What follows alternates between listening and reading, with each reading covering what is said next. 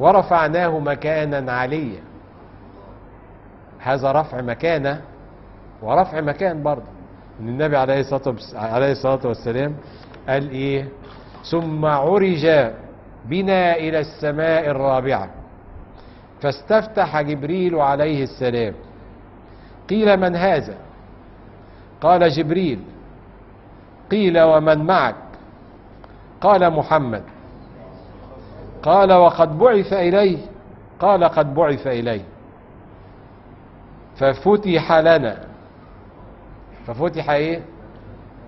طبعا السماء قبل الصعود برسول الله صلى الله عليه وسلم في هذه الليلة، وهي كل السماء مزينة لمعراج رسول الله صلى الله عليه وسلم. كل الناس في السماوات وكل الملائكة في السماوات مستعدة لرؤية رسول الله صلى الله عليه وسلم. هذا الإنسان الكامل، هذا الإنسان الايه؟ النور، اللي كان طالع بروحه وجسمه، ولا ايه؟ ولا بروحه بس؟ بروحه وجسمه، مش كده ولا ايه؟ وبعدين وصلوا الى مرحلة، وبعدين زج برسول الله روحا وجسدا، ولا روحا بس؟ في انوار الايه؟ في انوار بقى، انوار لا يعلمها الا الله، عشان ما حدش يقول حاجة. انا مش هتكلم.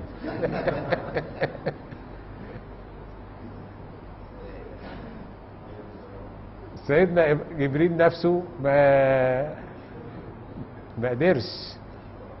كان يوم الإسراء والمعراج كالحلس البالي من خشية الله. سيدنا محمد عليه الصلاة والسلام روحا وجسدا زج به فوق الرفرف، الرفرف زج به في الايه؟ في الأنوار. فملائكة كل سماء نفسهم ان النبي يعطلوه اكتر وقت ممكن عشان يشوفوه اكتر ويتملوا منه. فسيدنا جبريل فاستفتح جبريل عليه السلام. قيل من هذا؟ هم بقى ما هم عارفين ان ده سيدنا جبريل. قيل ومن معك؟ طبعا هم عارفين. قال محمد. قال وقد بعث اليه. كل ده بايه؟ طبعا بين كل مرة ومرة يعني ايه مسافة، امام ما الملك يتملى منه. فيفتح لنا فإذا أنا بإدريس. ده في السماء الايه؟ الرابعة. يبقى سيدنا إدريس في السماء الايه؟ الرابعة. فرحب ودعا لي بخير.